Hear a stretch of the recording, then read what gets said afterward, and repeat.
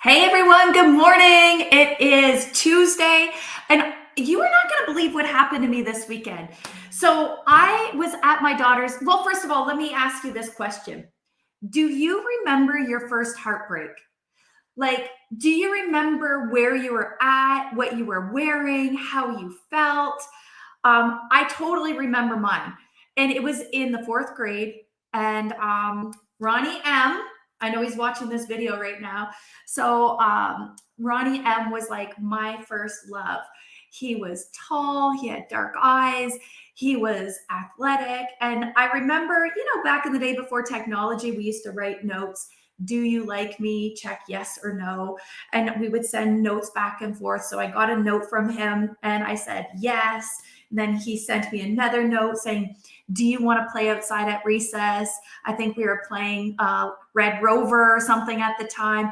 And for weeks, we just hung out at recess time. We spent time together. And every day that I went to school, I was like, oh, I can't wait to see Ronnie. And then one day he called me on the phone and he told me he didn't like me anymore and that he liked Shannon Perry. I remember that moment lying on my bed, crying and sobbing. I still remember the posters that were up on my wall of Kirk Cameron, Ted Danza, Corey Haim, Corey Feldman. I'm looking at these pop icons and I'm crying and I'm crying. And it literally felt like my heart was going to rip open. It was the most devastating day of my life. Well, this weekend, I was at my daughter's volleyball tryouts and my daughter was talking to Coach Ron. And she sat down and she said, hey, Mom, did you go to school with a Ron Mayhew? I'm like, I don't remember going to high school with a Ron Mayhew. And she said, no, it was grade school, Ron Mayhew. And I'm like, Ronnie Mayhew. Yes, I remember him. He broke my heart. So I was talking to Ron and I said, do you remember? And he's like, fourth grade when I dumped you for Shannon Perry. I'm like, yes. He said, yes, I still remember that. I still feel bad about that. So we were laughing and we're carrying on. So this morning, I'm in the bathtub and I'm just laying there and the water's on me. And I'm like, oh my gosh. So I called Ron and I said, this is a really strange question, but do you happen to have brown eyes? And he said, yes, I do. I'm like, okay, this is the funny story that I want to share with you guys. Last week, my friend said, Tina, there's this person that comes into my work. He's single. I think I want to set you up. And I asked, does he have brown eyes? And she's like, I don't know. I think so. Why? I said, oh yeah, I don't trust men with brown eyes. And so I had this realization that in fourth grade, I made a decision that men can't be trusted, and especially men with brown eyes. And I just got that right now because in my life, I have not dated anyone that has brown eyes. Not only that, most of my life, I attracted people that couldn't be trusted. Now, not my husband, okay, Chris, if you're watching this, I'm not talking about you. We have an agreement. I love him. Anyways, but I have attracted people that were not trustworthy. And this is what happens. In that moment, it wasn't that Ronnie said that he liked somebody else and it's his fault. No, I made a decision that boys can't be trusted, and boys with brown eyes especially. And I want you to see this because what if we all have things like this that are playing in the background where we make unconscious decisions and then we live into the story of that? I see this. I've trained and developed thousands of coaches, coached thousands of breakthroughs. And I know that wherever there is a pattern, there is always a story. But I could never understand this whole craziness about men with brown eyes and why I couldn't trust them. But what we do is we make a decision and then we look for evidence that is true. So I asked this question, and I don't know if anybody's even resonating to this, but do you remember your first heartbreak? Do you remember the emotion that was attached to that? See, because what happens unconsciously is when our nervous system is like under attack, fight or flight or freeze, what we do is we protect ourselves. And in order to protect ourselves, we make decisions about who we have to be to survive that. Like, don't trust men with brown eyes, like whatever your decision is. And part of personal development is about being aware of these things that are still playing in the background. Now, Ronnie, if you're watching this video, which I think you probably will, I forgive you for dumping me in 4th grade. And, it's this funny thing though. How many of us are hanging on to so many things? It's like the invisible wall that ends up chaining us decision after decision when things happen, when traumas happen, where we shut ourselves off. And then what happens is we sometimes go through life driving around on flat tires thinking that it's normal. Like, this is the way it's going to be. Okay, yeah, I don't trust men. I don't want to be in relationships. All the decisions that we make. But in the long run, that's stripping away our freedom, our happiness, our joy, our love, our connection. And our primary human needs are love, safety, and belonging. So we're going through life wanting to be loved, wanting to feel safe, and wanting to belong. But what we do is we end up just going through life being triggered. You ever notice this emotional thing? Like when my daughter said, Ron Mayu, I was like, oh, I could feel it in my body, you guys. I'm not even shitting. You can't even make this up. I felt the feelings in my body. And I was like, oh, yes, I do remember, but how many times is your spouse or your kids or somebody at work says something and you feel triggered, you feel it in your body and you think it's what they're saying. It's not what they're saying. It's not likely what's happening right now. It's something that happened in the past that's resurfacing. It's a blessing. It's an opportunity for you to be able to see it, touch it, and let it go. And these triggers sometimes don't feel good.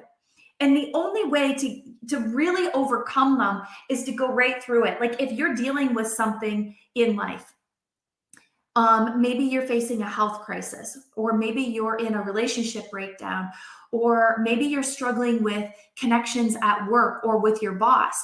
It's easy to be able to think that like what's happening is outside of yourself, like somebody's doing something to you. But what if all of these things are coming to help you get them out of the way so that you can live with more freedom and ease and joy in your life?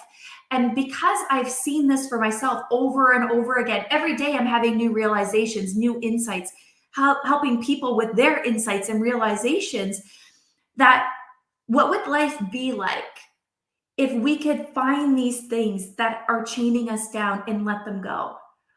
What if something that happened a very, very long time ago that we think is in the past, yeah, it's fine, it's in the past. What if it's really not in the past? What if it's still inside your future? Like me having an aversion to men with brown eyes? No. There's something I don't trust about them. I had no flipping idea this was actually a thing. And I could justify it.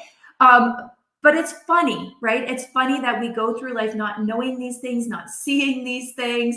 So I wanted to share this with you. I know that I have been reaching out to some of you, connecting with you. I am starting a 90-day challenge next Tuesday night, 6 p.m. Eastern. It's a low entry kind of program to get into. I know some of you that have calls with me are like, people have been reaching out saying, I would love to join your program, but I know I can't afford it.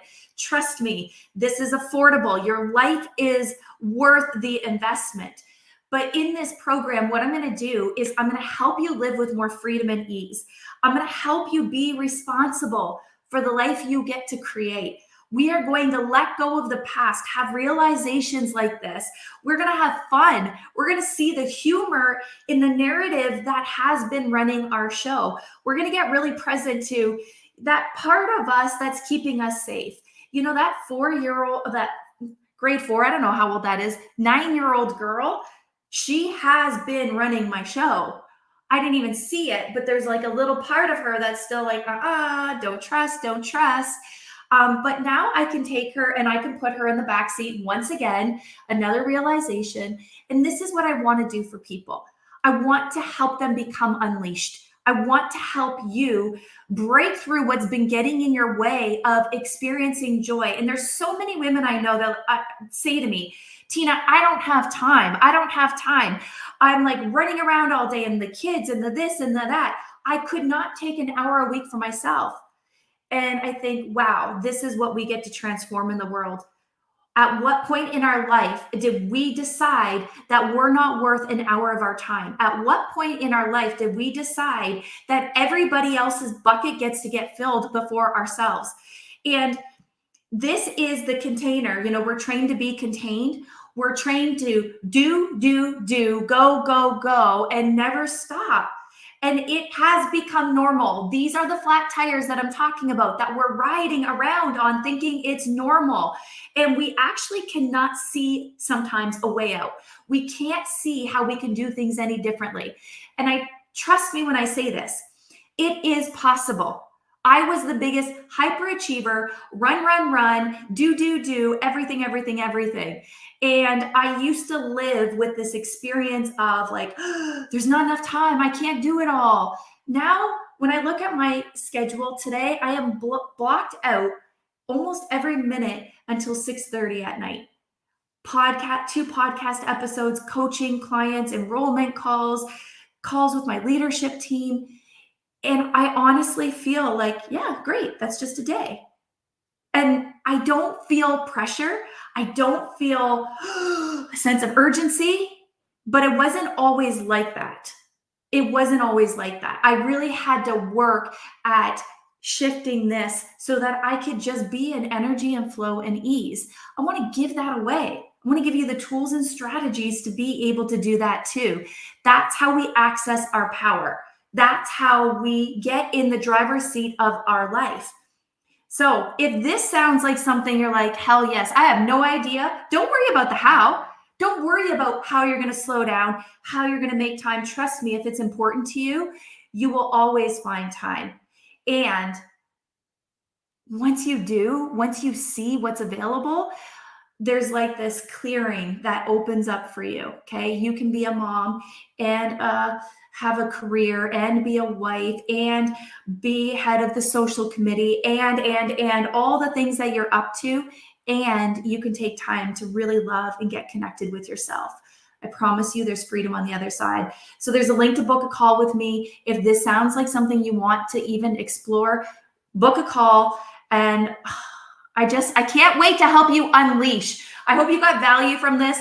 Ronnie, Shannon, if you're watching this video, I love you guys. Thank you for the beautiful lesson that I got to learn today. And, I love you guys. So have an amazing day, you guys. Sending love. I'll talk to you real soon. Bye.